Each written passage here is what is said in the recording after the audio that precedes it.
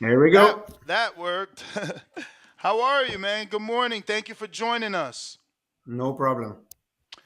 So, man, you've acquired a pretty big stable over there in Canada. I mean, you've always had the biggest names in Canada, but with Artur Beterbiev, you got Christian Mbilli, Otsen Beck, Makhmadov. I mean, the list goes on, and the names go on and on.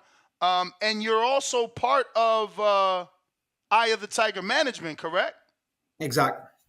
So, not only are you training these guys, but you're helping to find some of this talent. Let's talk about Oslenbeck because obviously that was a heavyweight that a lot of us Americans wanted to see in there with Jared Anderson. They fought on the undercard. You guys fought on Jared's undercard, and then that fight never came to be. He took the fight with Ajit Cabel in a fight that ended up being an upset and Cabel's coming out party. But I hear there were some previous injuries before going into that fight. No, So, no, no, at all. What happened is he broke his hand of first round in that fight, oh, but we never had any kind of an injury in training camp.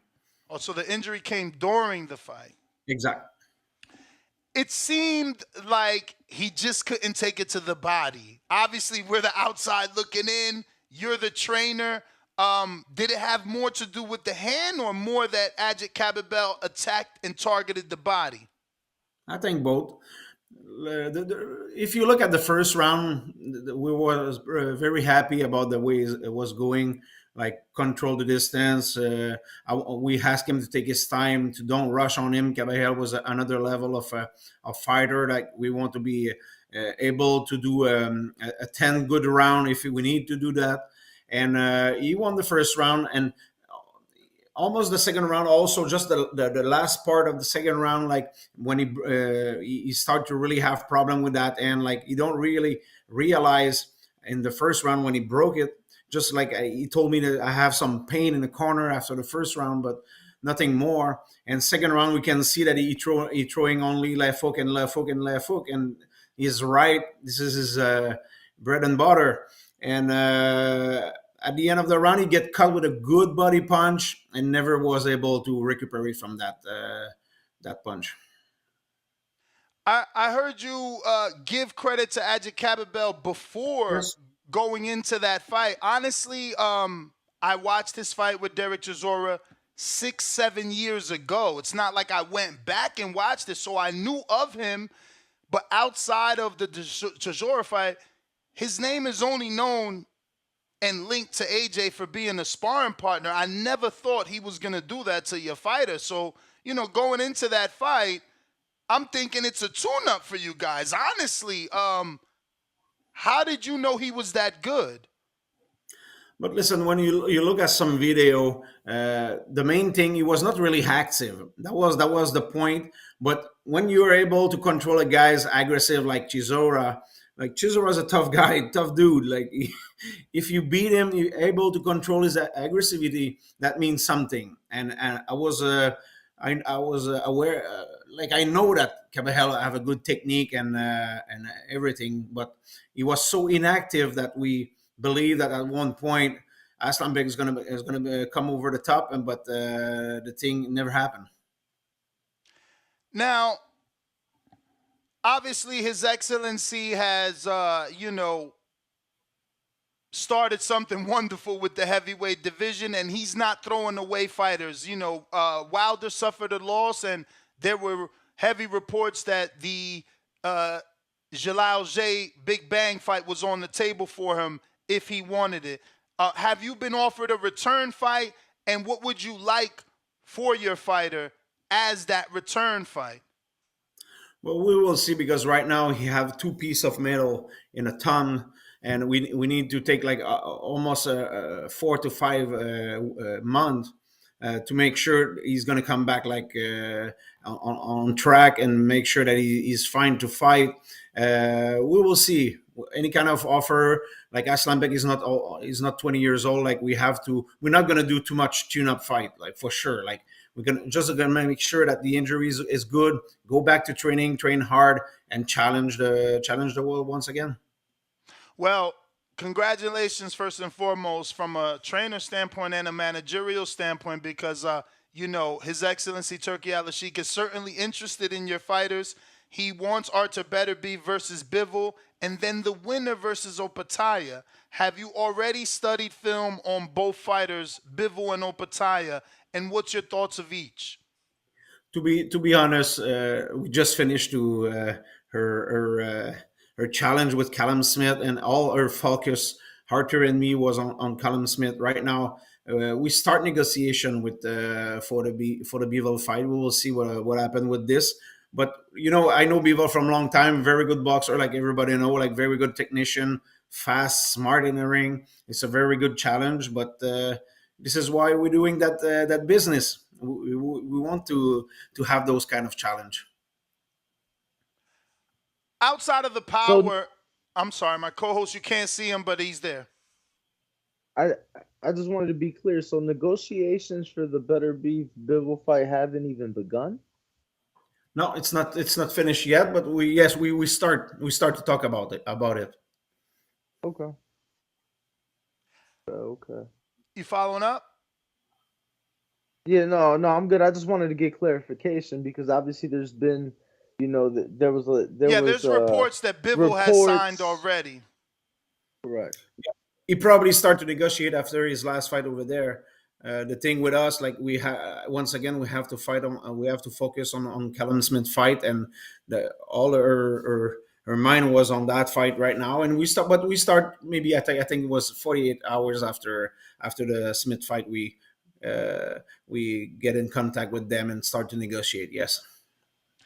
So me and Danny, who you can't see today, unfortunately, because I'm in my Florida home today, but me and Danny know Lonnie B very well. Someone that you brought in for sparring. Someone that his father told him don't spar Arthur. And obviously his pride and his ego, he wanted to see what Arthur was all about. And he has this phenomenal interview, given his experience of sparring Arthur on the internet about the power. You hold mitts for Arthur. How different is it? Because you have heavyweights. How different is his power from your other fighters? Your Mbilli's, who's obviously a big puncher. Otsen Beck, another big puncher. You had Lemieux in the camp in the past. Big punchers. It's not like you're foreign to punchers. No, I think if you compare like the kind of power that maybe Aslan Beck have, or even a guy like David Lemieux who was had a terrific left hook, I don't know if Arthur have like that much better power. But the thing is with Beterbiev that every single punch he's gonna throw at you is powerful. Like every jab is a power jab, every right, left hook, uppercut, no matters. A short distance, long distance, middle range, he always generate power. And his capacity to generate power in a very short, like you need 6 inch, he's gonna hurt you. He can be right in your face and be able to hurt you. Maybe like a guy like George Foreman was able to do. If you remember that right hand that he threw to Michael Moorer, just like boom, 6 inch finish. Beterbiev is able to generate that kind of power. Since his fight with Callum, people have compared, not only compared him, but have given him more credit. Right? They're like, oh wow, I didn't know he was that good of a boxer. His jab was on more display this time around, and the footwork, the way he was able to cut Callum off. But when you compare Arthur to a Bivol, he's a little more stationary, no? Like Bivol is gonna be moving. And he's not gonna move straight back. Like Callum doesn't pivot. That was my issue with Callum. Arthur's coming, he's just coming back, and now he's trapped in the corner of the ropes. And that was a small ring. Do you think Bivol can pivot? Because he didn't really show that in the Canelo fight either, but again, it wasn't necessary in that particular fight. And I'm just big on the pivot because I feel like how else do you get away from Arthur, right? Like you can't keep going back or you're going to end up in the rope. the thing is, if you look at all videos of Bivol, is a little bit more linear. Is in and out, but straight in front of you. You can use a pivot. Like sometimes you look at some video, he's doing it, but I think his main thing is distance with in and out, in and out, in and out. And in boxing can be speed, power, whatever you use movement. There is always a way to neutralize the opponent. It's true for us also. It's true for everybody. It's just to find the right way to make sure that he don't use his tools. As Arthur's manager, is there anything that you can tell us, any perspective you can add to the first time they met in Saudi? Obviously, the cameras were on, and Arthur made it clear that Bivol says he wants to fight but never fights. So he made it seem as if this fight never happened because of Dimitri. What's your insight onto that? First, I want to clarify: I'm not the manager at all of Arthur. I give him advice about especially the boxing stuff, but all the management he's doing himself. Um, Listen, Oh, we wow, we he manages himself. yes, like we have like we do meetings and we put everything on table and we make sure that we double check the decision of each other and stuff like this. We have a legal consultant also who's a lawyer, but at the end of the day, we're doing our stuff ourselves. But I'm not the manager; I'm really the coach. Um, and for Bivol, it's from a long time that we want that fight. Like the motivation of Archer is have those belts. It's not the money. It's not the. He want to realize that he want to be the only champion. And he told me one day, like, I don't believe in those like three champion in one division. You're champion or you're not champion. And he want that belt. He want the belt that's missing. Uh, we try in the past to have some discussion, but it was listen. I will give you an example. Last time we spoke with them, they sent off an offer about a week after Ramadan. They know it's not possible for us. They don't really. It's just the way to throw something and after say, "Oh, you refuse the fight." And I told Archer, I say, "You know what? Accept the fight. We're gonna play around that and just accept the fight. They're gonna be so surprised. You're never gonna hear about them anymore." And this is exactly what happened. Archer said yes to the fight, and we never had another phone call from them. Like a couple of time things happen like this. I think they're looking at Archer getting older, and they believe at one point they can escape from Archer at his peak. But right now, especially with the people who try who promote boxing in Saudi Arabia and are ready to put everything on the table to make that fight happen, I think he squeezed a little bit, and you have no choice. Yeah, man. I'm so happy for everything that's happening in Saudi Arabia. Um, how long do you foresee Arthur fighting? Because the age has been brought up. Even me. I mean, I've been doing this going on 13 years. I mean, people get old in the ring, but he seems to be getting better fight after fight, which is crazy. And then the knockouts makes you think he doesn't have a lot of rounds. Like Canelo has almost 500 rounds. People don't know that. Arthur has under 80, I believe.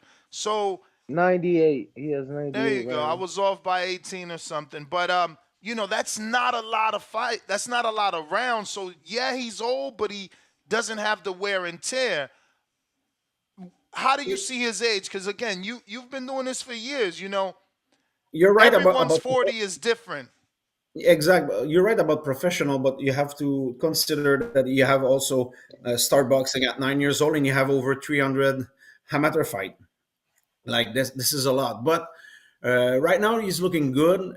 He still want to learn something in the gym, and I think even if he's getting older like everybody else, he's still learning, and his technique is better than it was a couple of years ago, and he balanced everything with a very good life outside of the gym. Like he's sleeping right, he's eating right, he never take a drop of alcohol of his life. Like he's very very serious about his job, and I think this is what the reason why we don't see any kind of slow down his metabolism right now. And now we're just happy the way things going, and I believe we're gonna go like fight by fight right now. We don't talk about retirement and stuff like this in the gym. Like he still perform, he's still doing very good in training, physical training and boxing training, and we go fight by fight. And until he's gonna be able to perform, I think Arthur's gonna fight. Oh my God. Mark, Didn't you train? Sorry, Danny. Didn't you train Mark? Rivas. Oscar Rivas, yes. Tell me that they sparred, and tell me you can see Arthur going to Bridgerweight. No, they never spar. First, because Oscar at that time that there was in a gym, and the same time Rivas was probably 250 or Mm. 245. Like even if Archer, but Archer can probably spar with him, no problem. But I don't want to do that to my fighter. At one point, you have to look at them and protect them a little bit. Even if they want to do it, there is too many weight difference. If there was ever a time, it was with Rivas. I met him in Mexico. He's big, but he's short. Cause Exact 6 foot. he's 6 foot. No way. I'm Gosh, six yes, five, but he look short. he's 6 foot. Right on. Wow. Go ahead, Danny. You're muted, Danny. You're muted. Mark, I wanted to ask. Okay, we hear you. We hear you. Wanted to ask, why is it that Arthur is the only world champion without a picture on BoxRec? What's going on? Because we Archer don't really care about those things. He do boxing for himself. He do boxing to challenge himself. This is his job. You don't look for extra publicity in any kind of form. He's not that much on social media. He don't try to promote himself. He want to do it, but with performance, nothing else. It's very simple. Is Saudi a goal for him, being as though, we see a lot of Muslim fighters fighting over there? And am I mistaken? He is Muslim, right? Exactly. So is that a goal of his? Because, to at least get that on the bucket list? Of course, but right now, what happened in Saudi Arabia, everybody want to fight there. It's so good for boxing what they're doing over there. I think it's the new Las Vegas, actually, and everybody want to be in that mix. If you're Muslim or not, and they give the chance to everybody to perform over there, and they receive us so well, and they treat boxers so good. I think everybody want to fight over there right now. So we got to get to Christian Mbilli. Um, I feel like he's got to be matched carefully because he's so wide, right? Like someone who is technically more sound could come down the pipe and be a lot of trouble. But you're the trainer. Do you think no matter how technical you are, his pressure is just going to get to you? Because pressure and power he does bring, but I just feel he's very wide, Mark. Is he not? Or am I like, is it the television? No, it's very physical pressure. Everything is for. It's always a good show for the fans. Like he puts so much pressure, and sometimes you're a little bit out of balance. No, you're right about it. But Christian Billy is the kind of fighter who imposes himself what he is. Like it's nice to be good technically. This is something, but he's a man. He's tough, and he's gonna put so much punch and pressure on you. Can you deal with that? That's the answer that we look at. We look at every fight like, and we saw him doing in the gym and also in his amateur background with guys like with a lot of ability. He beat some guys like really good fighter who cannot just fight with those kind of pressure on them. And this is what we try to impose as a professional. And actually, he's doing good right now. Um, isn't there a name already that he's been linked to for a potential new fight? No, right now he's a kind of a little bit stuck because if you look at it in that division, Canelo have the belt. He's doing what he want. Benavidez looking at Canelo, and David Morrell's looking at Benavidez, and like the business, the real business on the top is a little bit stuck, especially with Canelo having all those belts and just doing what he want and fighting the Charlo brother and not fighting Benavidez, and like the thing don't move like very fast right now. And Christian is number one at WBC, and We just want to continue to fight, use this time that we have, that extra time, to make sure that he's going to be well prepared, not only to challenge a world champion, but to win a world title fight. This is something different. And right now, we're just going to from one fight to fight and see at the top what kind of phone call we can have. Maybe for Benavidez, maybe for Canelo, or maybe for a guys like David Morrell later. What is his N- promotional? I'm sorry. Go ahead. Go ahead, Danny. n- Now with Christian, he is a bit younger. So are you guys not as much in a rush because he's in his 20s and he still has a lot of career ahead of him? The thing is, yes, a little bit, but he's in his top of his career right now. He's in a peak. If we have any kind of phone call for the guys that I mentioned before, the answer is going to be yes. We want to proceed right now, but the thing is, we don't control the politic on the top of the business right now, but we don't want to just wait and lose our time. Like, we're doing our stuff, we're doing our fight. We try to improve as a fighter, technically, physically, everything, to make sure that at the right moment when we're gonna have that phone call, we're gonna be able to win those fights.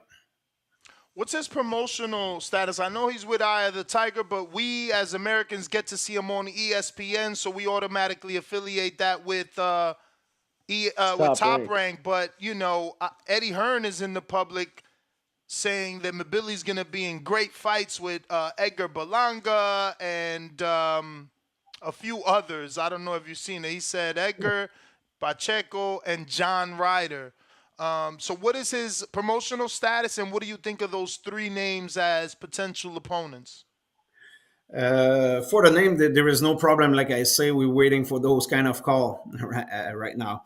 Uh, for the promotional aspect, he's 100% with Eyes of Tigers right now. And I know Camila Stefan, the president of her company, is able to talk with everybody. We don't have like enemies in that business, boxing business. We can deal with Earns. We can deal with also with Top Rank, and we have a couple of fighters with Top Rank and very good relationship. I think at one point it's gonna be like no other choice that some of the big name they have to face Christian and Billy very soon. All right, I got some questions from the people before I let you go. We got Against the Ropes with Dose. He says, shout out to you and your work. So no question, just showing you love. And that's Against the Ropes with Dose. We have Chad in Canada says, Mark, thank you for your contribution to Canadian boxing. One of my sons wants to coach as soon as he turns 16. Laugh out loud. What advice would you give a young kid with big dreams? When I start coaching, I was 18 years old, and everybody told me to don't do that. And if you look at it, boxing is a very tough business. I can understand why, like, even people from my family that don't do that, don't do that. Like, it's very risky. But at the end of the day, if you dream about it, if this is the life that you want, I'm 51 years old right now. Even if my professional team going slow down a little bit, I will take my van and I will go back with amateur boxer, because boxing is my life. You understand? Like, you need to have that kind of mindset. I'm in boxing anyway. You're stuck with me, guys. Like, I want to be part of that boxing business, and there is no. It's not a question of money. It's a question of passion. Well, you don't look 51, that is for sure. No need to say that. You look way better than 51, way younger. I got Ryan Frazier from Toronto, Canada. He says, big fan of your work you have done with our Canadian pros. What can we do to grow boxing in this beautiful country we call home?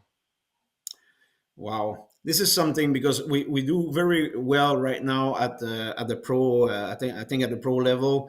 In amateur, the amateur system struggle a little bit more right now. But we need kids in the gym. If you look at but it's the same situation with every country, maybe outside of the Russian country, like Kazakhstan and Russia and Uzbekistan. If you look, like, it's the same situation in USA right now. We have less and less kid in boxing gym, and this is what killing the amateur program in North America.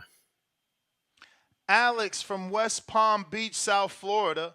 Who is a fighter you work with that we should be looking out for that we may not know? There is a lot, but I have two new kids in the gym right now. One is from Colombia. His name is John Robio. It's going to be 135 lightweight. Is something special. And I have also a French guy called Moreno Fendero, who was a bronze medalist at the World Amateur Championship, now turning professional. You remember me a kind of maybe Sean Porter. Is physically very strong, good boxer, southpaw. He's southpaw, but like the style, he can look like maybe that kinds of compact guy. He looked like maybe like a Berto or a Porter. Very good That would boxer. be interesting to see because I've said that to Sean and to his dad. I think that we'll never get another Sean Porter style. That like you see people try to do the Mayweather shoulder roll, and some people can do it. Some people can do the Mexican left hook, but I don't know that anyone can emulate the Sean Porter style, man. Sean Porter was the perfect test to let you know if the guy was good or not good. But I got a Yeah. few more for you here. Huang in Houston says, "Did Arthur Beterbiev admit that Callum Smith hits harder than expected?" We not really talking about this after the fight. The thing is, if you look at the fight closely, you will see that Archer. We go with that fight with a big defense, like hands high, and make sure that we with movement also we try to neutralize. We respect the power of Callum Smith, but after the fight, it seems that he was not able really to throw those left hook properly because of the movement, because also of the block that he was doing with his classic defense, tight defense. But Archer did a good job in terms of defense in that fight. I got London Runs Boxing says, "What's good, Mark? I wanted to ask if there was much of a difference in purses Arslan Beck was getting on Top Rank compared to Day of Reckoning." Of course, of course. I cannot say Obviously. number. I cannot say a number because it's private for Icelandic. But I will tell you this: like he was very well treated here in Montreal with his promoter Camille Stefan and Eyes of Tiger Management. Same thing every time that we'd fight with Top Rank in US. But like I say, Saudi Arabia is the new Las Vegas for the boxer. It's what they're doing there is so good for boxing. James Valdez in San Antonio, Texas says, "What's your thoughts on the criticism Derek James received after the Spence versus Bud fight?" Can you repeat the question, please? What is your thoughts on the criticism Derek James received after the Spence versus Terrence Crawford fight? I don't know exactly what was the story.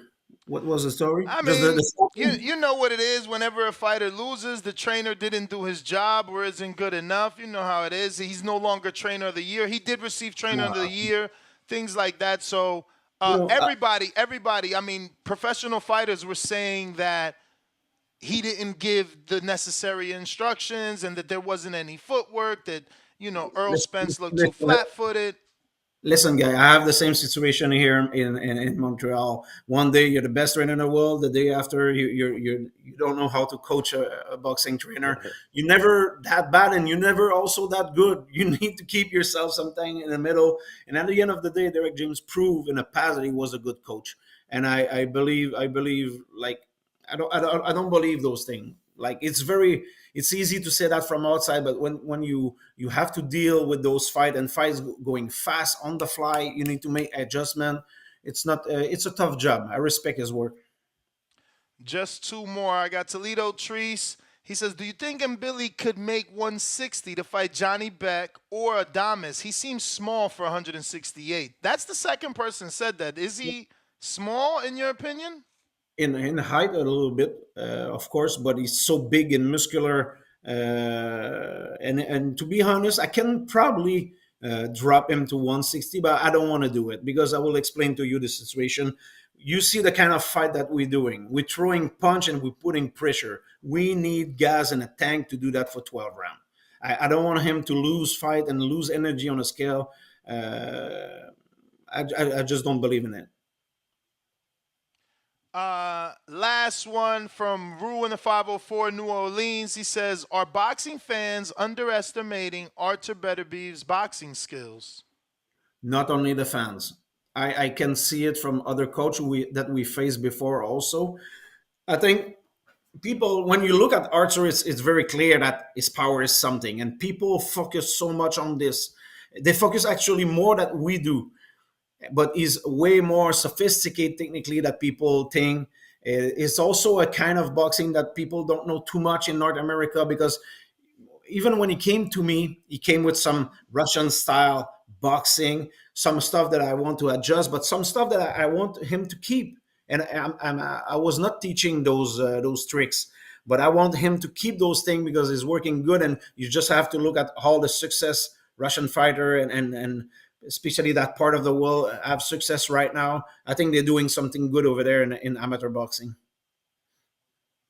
Well, Mark, that is the last question. We do appreciate you. I do want to ask, though, obviously today's topic is in reference to Saudi boxing and Turki Al-Sheikh, and the fact that Gervonta Davis is asking His Excellency for 2 Ferraris before he can even consider going to Saudi. Do you think he's joking, or you think he has the negotiation power to receive 2 Ferraris before even getting to Saudi to talk about the fight with Devin Haney? You should be careful with those kind of the man. I don't know if it's serious. I think if he can just negotiate his real value with those people over there, they're so generous, and the threat boxers so good that he will be able to buy 2 Ferrari after. Like I think it's over negotiating right now. All right. Well, Mark, thank you for coming on. If you want to give out any social media or direct anyone to anything at this point, it's the time to do it. We appreciate you so much. Thank you very much. Bye. All right. There you have it, ladies and gentlemen. Mark Ramsey. What up, YouTube family? Don't forget to hit that like button. Subscribe to the YouTube channel. Help us get to that 1 million subscribers. We're on the road to 1 million. And obviously, we have other great content on our Patreon channel. So since this video is over, head on over to our Patreon and check out all the exclusive content, or right here on our YouTube members.